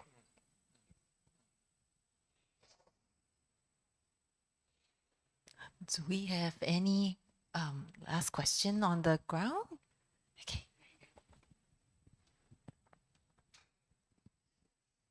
Sorry, I just want to ask, does the community accept volunteers? Volunteers, yeah. Yes, we do accept volunteers. At the same time, it is not the most convenient place to volunteer. A lot of volunteers sometimes have a lot of challenge when they come to work there. But now we are, I think, on our website, if anybody wants to volunteer. So we do a lot of need-based volunteer to really figure out what our needs are. And then we see that the volunteers' skill can match with our needs because of enough resources and accommodation and everything. But we do take volunteers on need basis. Yes. Anyone? This question?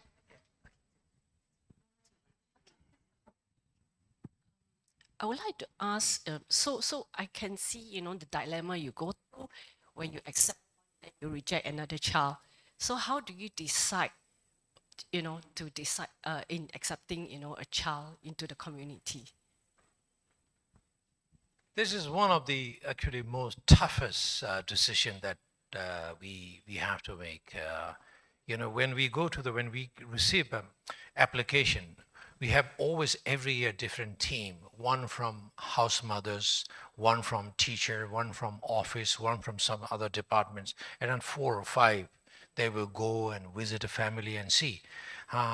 One thing that we can tell you is no matter how best you do, you will never feel that you made a right decision, because there's no way of making right decision when you have to deny more children who needs help, and you just are forced to pick.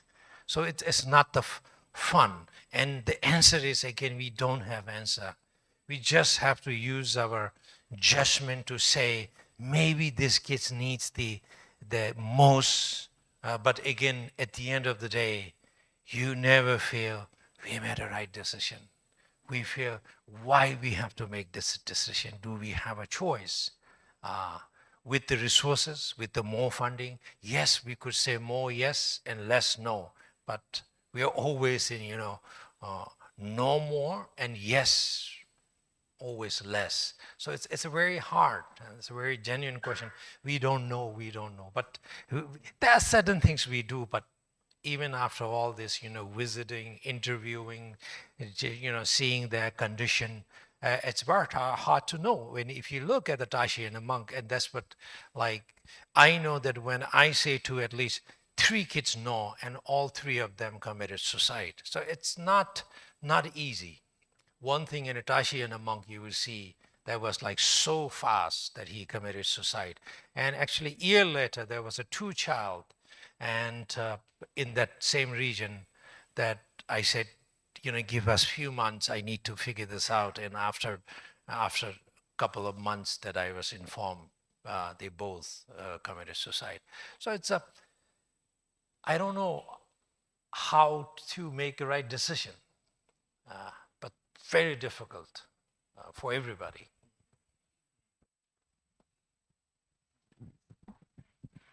Yes, this question is for Rinchen because he hasn't spoken. I just wanted to find out about your experience at Jhamtse, and also I understand after college you went back to Jhamtse, and what your role is there right now. Thank you.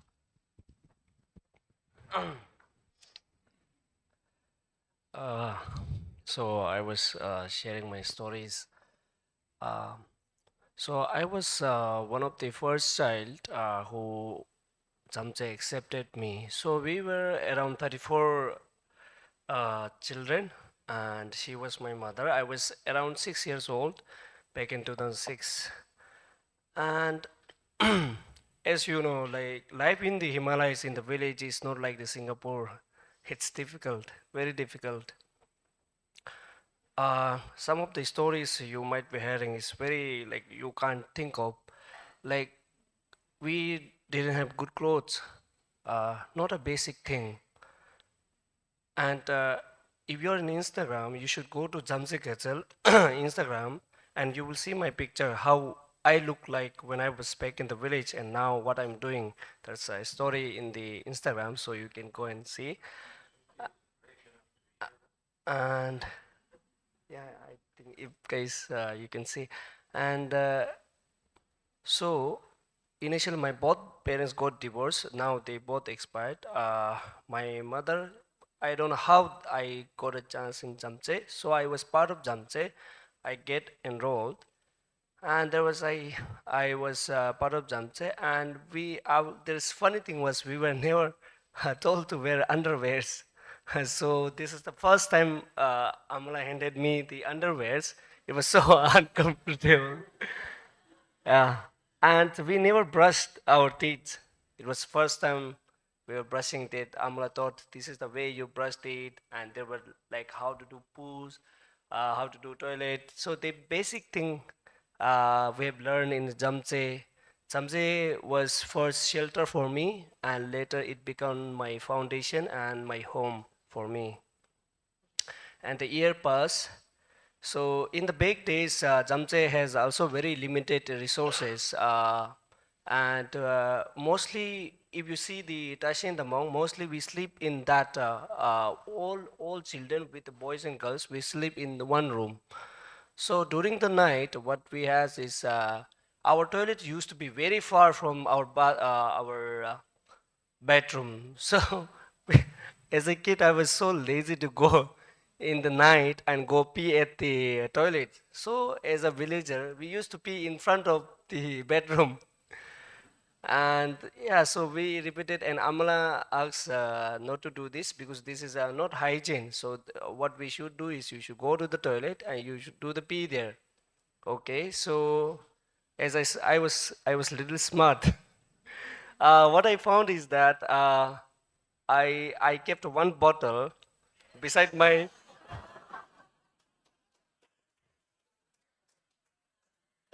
what I did is I kept one bottle beside my bed. So late in the midnight, when I feel like peeing, I pee in the bottle. I just leave it there. So when I think like I was smart. So later Amala Tenzin found out. She called me and she told me, have you done this? I first said, no, I haven't done. I, as a normal kid, I thought I am smart. If I lied, she will not come to know. But she knew I did that. She knew. And then she taught me like, see, if you have done something wrong, you have to accept. You need to learn to accept. And from that day, and she told me that when you lie at the first time, you will be very easy, like you will be feeling really great that I lied today, nobody knows what I did. But later you will have a regret. But if you tell the truth, initially it will be hard for you, but at the last, it will be good for you. So I learned that lesson, and as being my Kim Chang is called Pangen, so she always tried to tell us, because she's our mother, whatever she says, whenever they were saying, if you make a mother's promise, we will never lie to her. So even today, when we make a mother promise, like I know today I lie to her sometimes. Sometimes I lie to her, but when she when she says, "Are you promising me?" No, this is something. We. Yes. So this is me how I look like back in 2006. So. And yeah, continuing my story. I would say I was good in studies, and but I was very overconfident with my studies and my ability, and I failed in class 12. Yeah, I failed. I literally failed. And that was the year, I would say, very shocking year. Very, it got me depressed. Because I was not like, I was very, I feel like I had the ability to study and I can do more things in my life. But that year, I don't know how, but I failed. And that year taught me something. Then I couldn't get out my room. And Gela was little worried. And so Gela called me, both Amma and me, to his office. And Gela told me, it's okay to be failed, but you need to study harder. And Gela told me sometimes it's okay to be failed. And from that year, my approach to life has changed very different. And because my brother and sister, everybody left for the university, and I was the only one who left out. And when you left out from the group, you know how that feels. It is very hard to accept the reality that, because once in that group you are like, you're solving math problem very fast and you're good at something, and now you're left behind, everybody moves ahead, and that feelings gives me, it was very hard.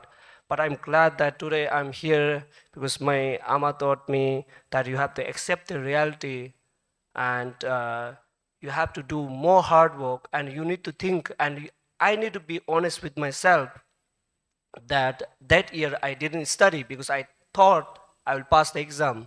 That overconfidence shocked me. So that year was something really special year for me. From that year I learned that how to accept the life with more humble.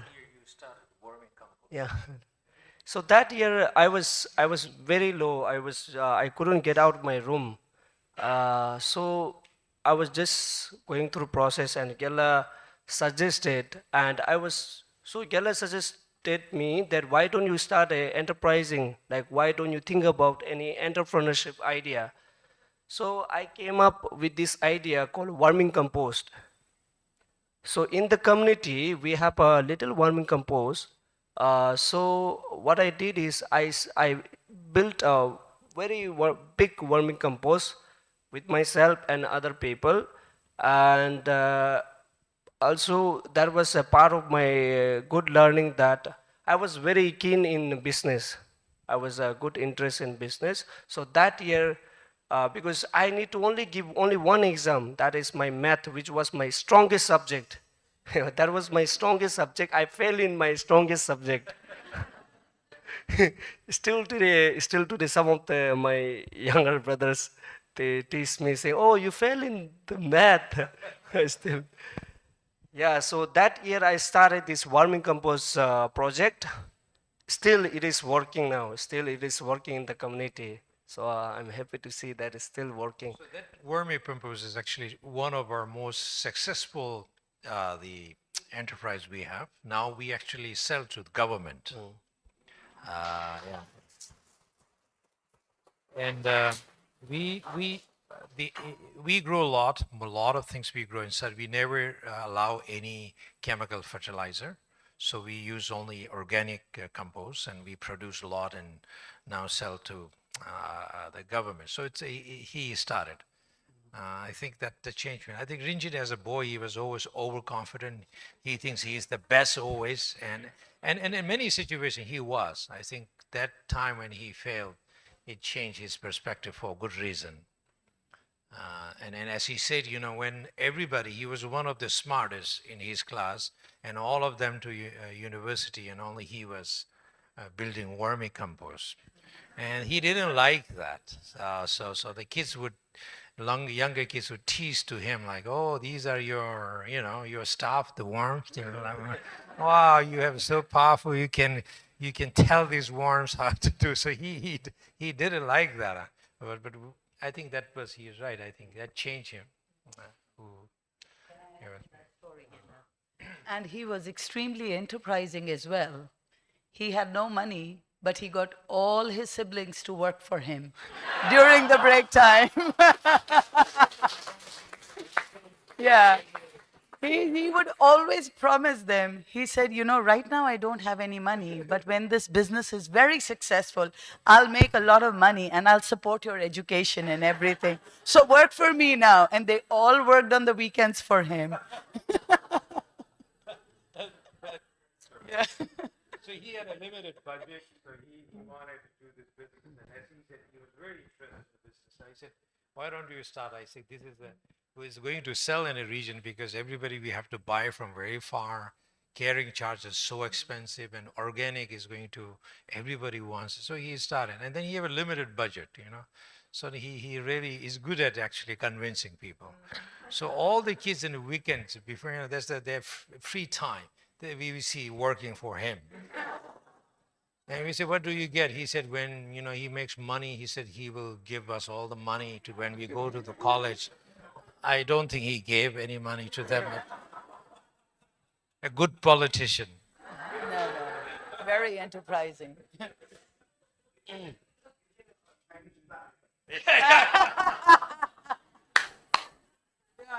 might be China, we're next to each other. His mom is not alive, otherwise I would say, Chinese is that, man. He's a good business. Then after my 12th, but then I went to college. Then funny thing was, I was from my batch. I was the first student who got the first job. That was surprising for me as well. I failed in math, but I went last for the university, but I was the first who got the job. And then I work in Gurugram. That is the Delhi for 3 years in the corporate. And then I feel like I've spent enough time in the cities, learning new things, exploring new lives, different portion of the lives.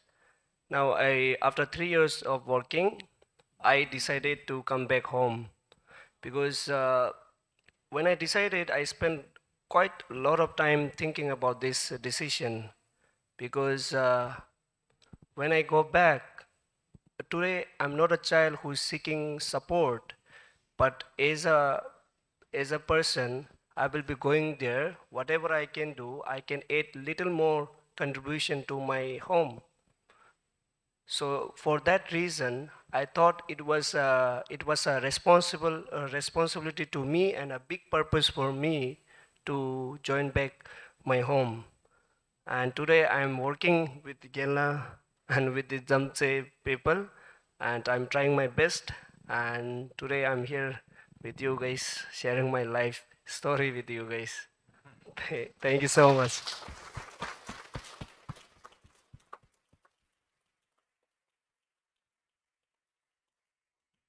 Thank you so much for your sharing, Rinchen, and also the whole panel. So I think we have come to the end of the dialogue. Yeah, I hope you all, take home a lot of inspiration too. Yeah, from all of them, and just to share, if you all have like just now all the Q&As, like you're wondering, how you can support Jhamtse and so on, and if you are interested to kind of for the Jhamtse team to contact you about like how you can support them in any way and so on, you can come to us volunteers to write down your name and email, and then they will send you, they can liaise with you via email.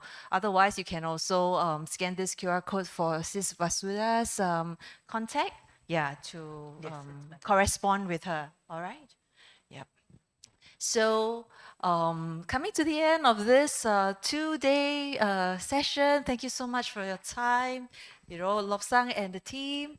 So we would like to express our gratitude by, presenting tokens of appreciation to Jhamtse team. So would we can Brother Vincent come forward and a few others come and support to present to them the tokens of appreciation.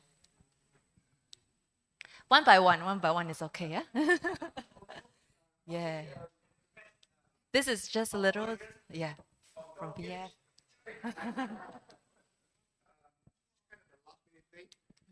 yes. Okay, it's supposed to be Brother Pangam, but okay. So we start with Lobsang. Hey. Yeah.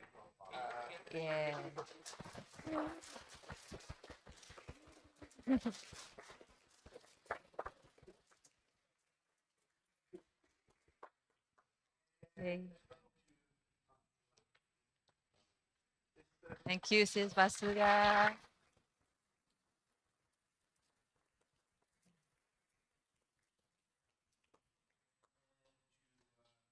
mother, house mother. Sister Tenzin.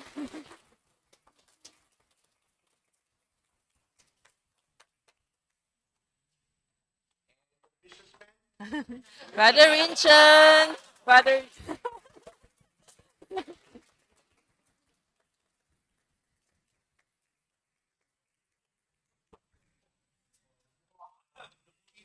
Brother Raju.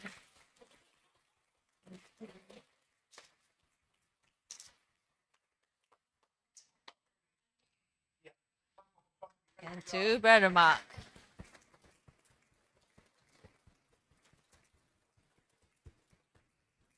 Thank you so much. This is a little bit embarrassing, but just you guys like doing everything. It should be other way around, So thank you so much, everybody. Such a wonderful generosity and kindness. I don't know how I could express my gratitude, but this is beyond word. And how wonderful it's been, and truly, truly, thank you so much for all your love, your generosity, your support, and thank you, thank you, thank you. This is a little too much. No, just to play off of that, I think for about 7 months we've been planning this gathering for this weekend, and we always knew it was going to be really special because we spent some time last September. We got to know some of you, so we knew it was going to be special. But what we've experienced over the last couple of days has been extraordinary. It's not surprising, but it's been extraordinary. And what's really meaningful, I just want to share a little bit about the future, because Jhamtse Gatsal, this community, turns 20 years old this year.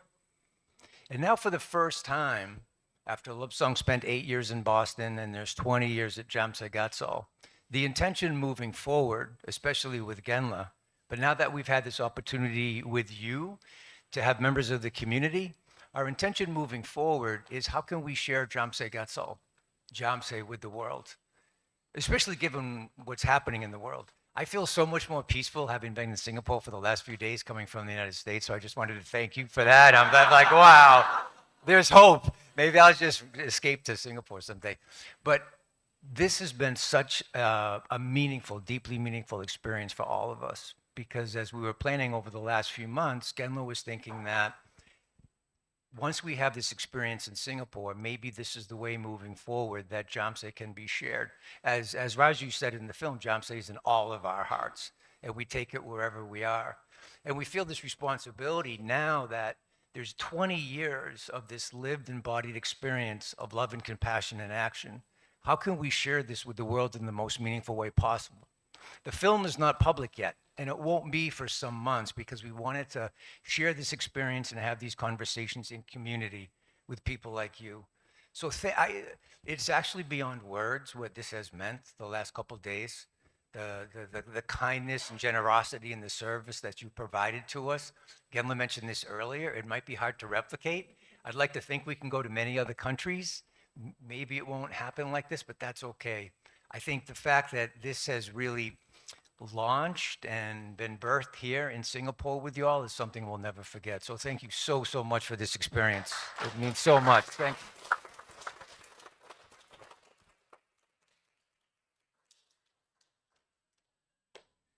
Brother Pang Hong, you have a little speech for that? We have just ended the dialogue, so. I wanted Brother Vincent to be the one to give out all the feedbacks, okay? Because he's the one that's actually behind this. I think, we have to recognize to Brother Vincent, okay? Okay. Yeah. He's the one that sweat the small stuff and fall ill and everything, so good.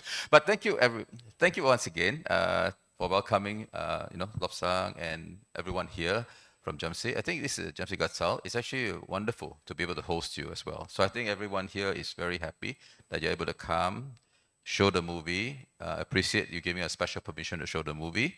At the same time, also have this conversation. I think this is really, very useful. And I hope, so while we were downstairs, we were listening on the video, so we could say, hear it. So I hope that you managed to get your questions answered in some ways. And I think we all shared about yes, okay, great.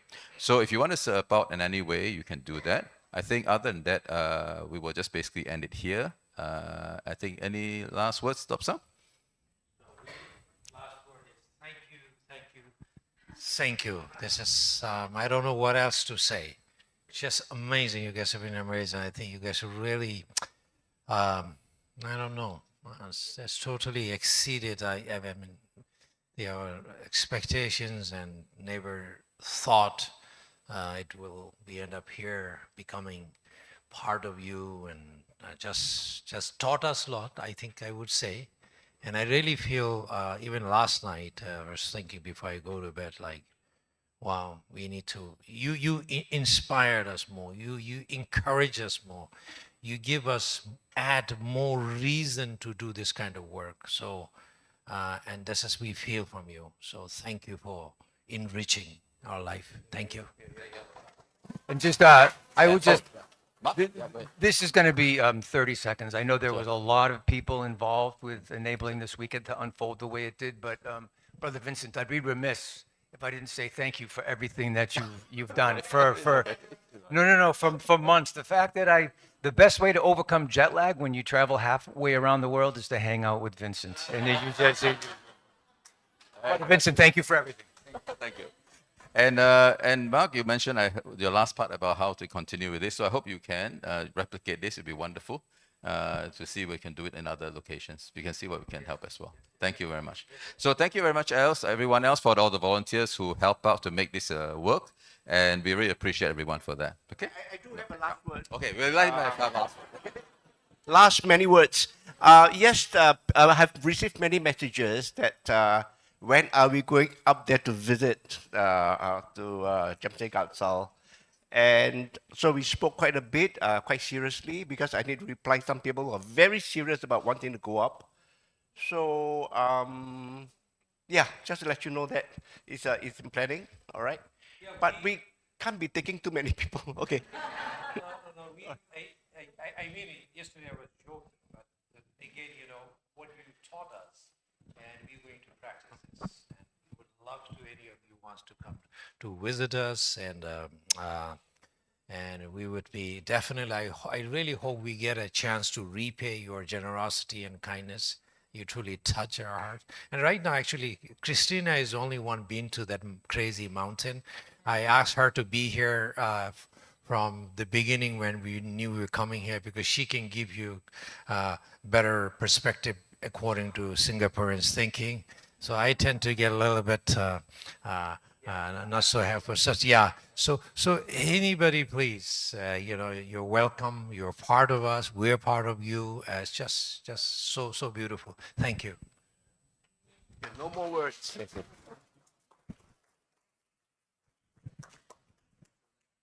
Yeah.